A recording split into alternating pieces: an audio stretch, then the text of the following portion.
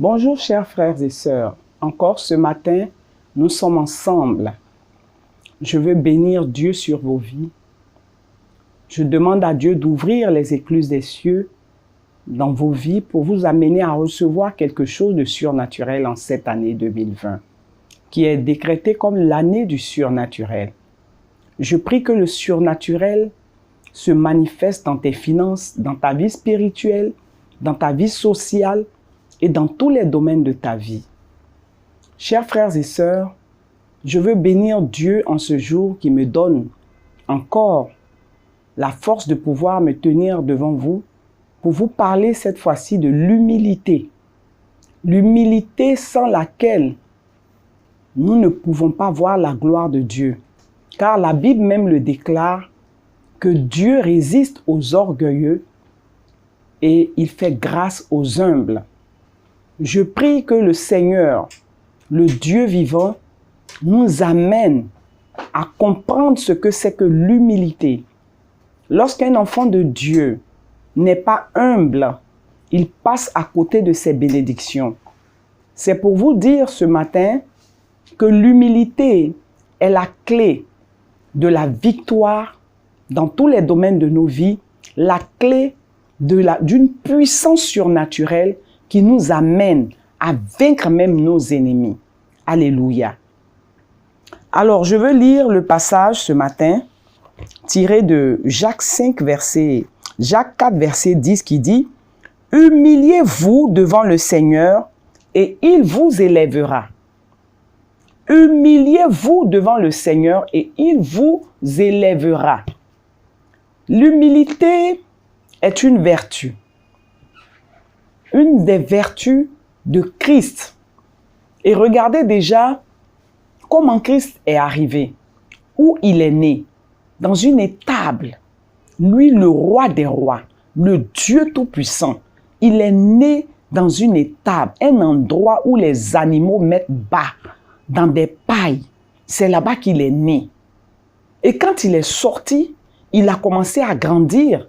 Il ne s'est pas tapé la main à la poitrine pour dire « c'est moi le Fils de Dieu. Ah, quittez devant moi ici. J'ai droit à ça. J'ai droit à ça. Je dois faire ci, je dois faire ça. » Non.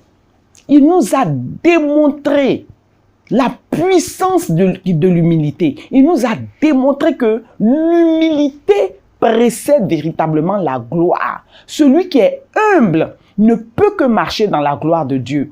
Celui qui est humble ne peut que voir la puissance surnaturelle de Dieu.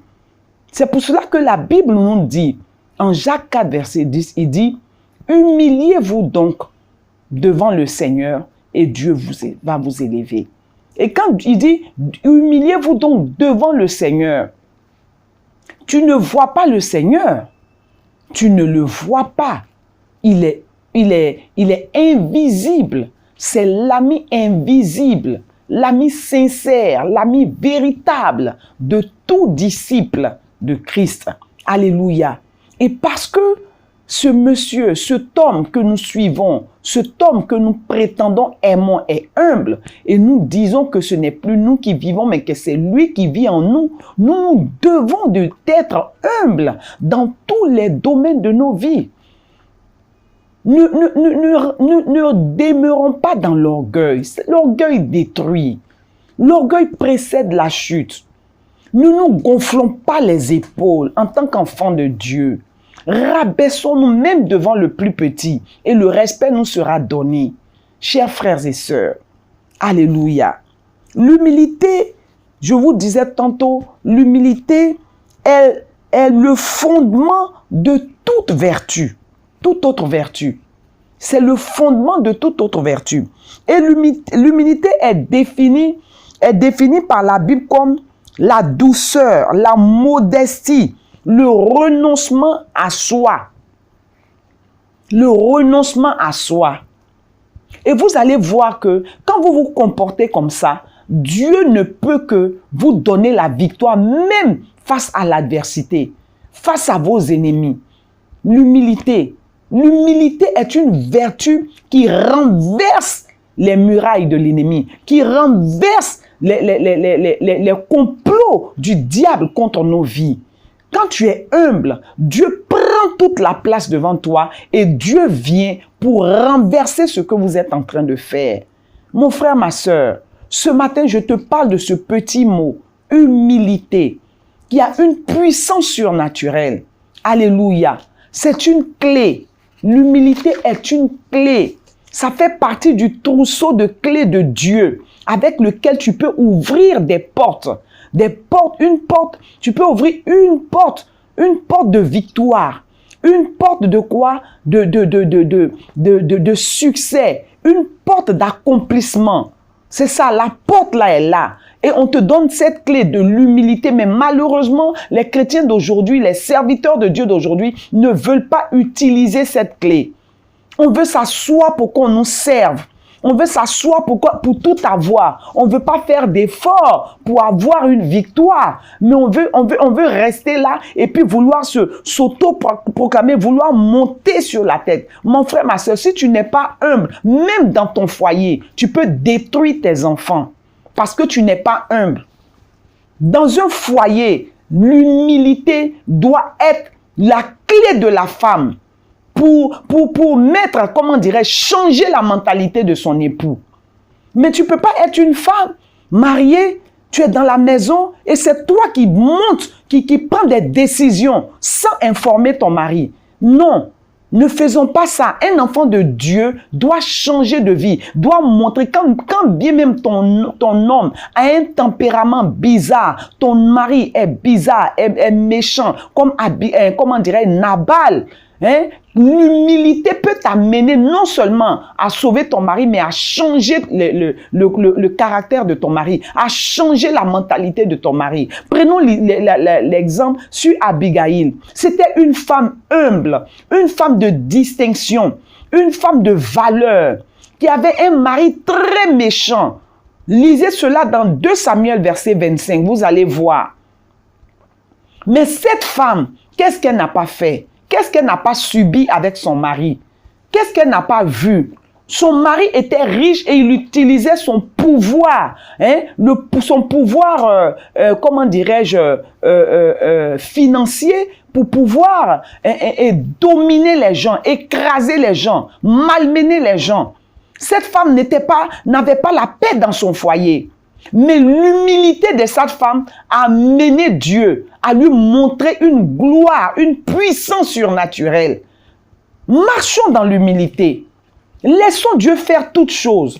N'ayons pas des cœurs de pierre, ayons des cœurs de chair. Quelqu'un qui est méchant ne peut pas être humble. Quelqu'un qui est orgueilleux ne peut pas gagner des âmes. Un chrétien qui vit, qui est orgueilleux et qui se positionne avec orgueil dans tous les domaines de sa vie, il ne peut pas voir la gloire de Dieu. Il retarde la main de Dieu. Mais quand tu es humble, avec cette humilité, tu peux ouvrir les portes de la victoire, les portes de la gloire de Dieu dans ta vie. C'est ce que Dieu a dit. C'est l'humilité qui a mené Christ à aller à la croix, mon frère, ma soeur, pour se donner, pour prendre ta malédiction, pour prendre tes infirmités, pour prendre tes échecs, pour prendre ton opprobre à la croix. C'est l'humilité. Fils de Dieu. Qu'est-ce qui manquait à Christ? Christ aurait pu, devant les principaux sacrificateurs, lever seulement la main et puis faire renverser toutes ces personnes-là, les foudroyer. Mais il voulait que s'accomplisse quelque chose dans la vie, dans l'humanité. Alléluia. Alors, il a laissé le Seigneur faire. Il dit, je suis venu pour accomplir une mission. Dans l'humilité. L'humilité nous amène à accomplir une mission, la mission que Dieu nous a assignée. Je nous en prie. Même si nous avons l'argent, même si nous sommes les plus beaux, nous avons une beauté qu'on peut pas voir. Même si on a les plus grandes richesses du monde entier, rabaissons-nous. Rabaissons-nous et Christ va nous élever. Rabaissons-nous et Christ va nous élever. Mon frère, ma soeur, c'est très important. L'humilité est très importante dans la vie du chrétien. Non seulement dans la vie, dans le milieu chrétien, dans l'église, mais dans ton foyer d'abord. Que tu sois homme, que tu sois femme, humilions-nous. On dit devant le Seigneur, mais le Seigneur n'est pas là, on ne le voit pas. Mais ton prochain que tu vois, c'est lui le Seigneur. Si tu ne peux pas t'humilier devant l'être humain que tu vois, je ne sais pas devant qui tu vas t'humilier. Ce n'est pas devant Dieu que tu vas pouvoir t'humilier et prétendre être enfant de Dieu. Non, je vous en prie, changeons de mentalité. Nous sommes arrivés à un stade dans l'Église où même le païen ne veut même pas accepter notre Seigneur. Parce que notre caractère, notre manière de nous comporter font que vraiment les gens ne peuvent pas accepter notre Seigneur. Est-ce que nous pouvons accepter d'être humbles? Est-ce que nous pouvons regarder la vie de Jésus et puis imiter cette vie-là devant les enfants?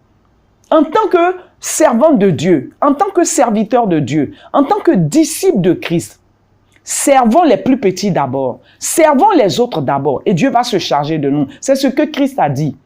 Il était le Fils de Dieu, mais il servait ses disciples. Il s'est humilié, rabaissé pour laver les pieds de ses disciples. Nous, on ne veut pas faire ça parce que c'est trop nous demander. On ne veut pas faire ça. Et on se gonfle, on se plaint, on murmure. Et on veut que Dieu fasse quoi? On veut voir la gloire de Dieu. L'humilité est une clé. C'est le fondement véritable d'un être humain, d'un chrétien. L'humilité. C'est parce que Jésus a été humble qu'aujourd'hui nous pouvons nous aussi nous asseoir pour parler de lui. Alors, qu'attends-tu ma sœur? Qu'attends-tu mon frère? Épousons l'humilité. Marchons dans l'humilité.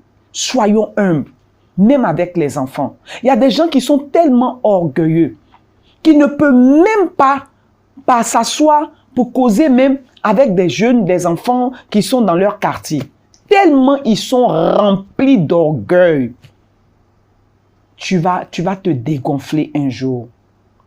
Vous voyez le ballon, quand on le gonfle, on le gonfle, on le gonfle, on le gonfle, on le gonfle. Il y a des enfants qui gonflent. Un enfant qui a pris le ballon, hein, il a commencé à gonfler le ballon. On dit ça suffit. Il gonflait, ça suffit, ça suffit. Et puis à un moment, le ballon même a éclaté et lui-même ça l'a effrayé. Ton orgueil peut t'effrayer. Ton orgueil peut te détruire. Ton orgueil peut te rabaisser. Et quand Dieu rabaisse là, si Dieu te rabaisse, aucun être humain ne peut te relever. Personne ne peut t'élever. Alors toi-même, rabaisse-toi et puis Dieu va t'élever. Alors, tu verras la gloire de Dieu. Chers frères et sœurs, ce matin, je suis venu pour vous parler de l'humilité. L'humilité nous fait bâtir l'œuvre de Dieu. Et pour nous permet, face à toutes les puissances, les dominations, les autorités, face à tout esprit méchant, alléluia, non seulement d'avoir une assurance dans la victoire, mais de vaincre tous nos ennemis. N'ayons pas peur. N'ayons pas peur. L'humilité là, c'est pas une faiblesse. Alléluia. Si tu es humble là, au contraire, c'est quelque chose de fort, de puissant, qui peut te repositionner dans la main de Dieu. Alors, il faut que tu saches une chose, que l'humilité, alléluia, est le fondement de toute autre vertu. C'est le fondement de toute autre vertu. Alléluia. L'humilité est la qualité, une qualité d'or d'un être humain. L'humilité est une qualité d'or. L'or, je dis l'or, le métal, or. Alléluia. D'un disciple de Dieu, d'un enfant de Dieu, d'un homme. Alléluia. L'humilité précède la gloire. Alors, si nous nous rabaissons, Dieu va nous élever. Ne prenons pas la place de Dieu. Quel que soit ce que tu es, quels que soient tes diplômes, quelle que soit ta beauté, quelle que soit ta position sociale, quelle que soit ta position politique, quelle que soit ta position financière, Dieu fait rien avec ça. Dieu fait rien avec ça. Sinon, il n'allait pas utiliser Moïse. Moïse était un homme qui bégayait.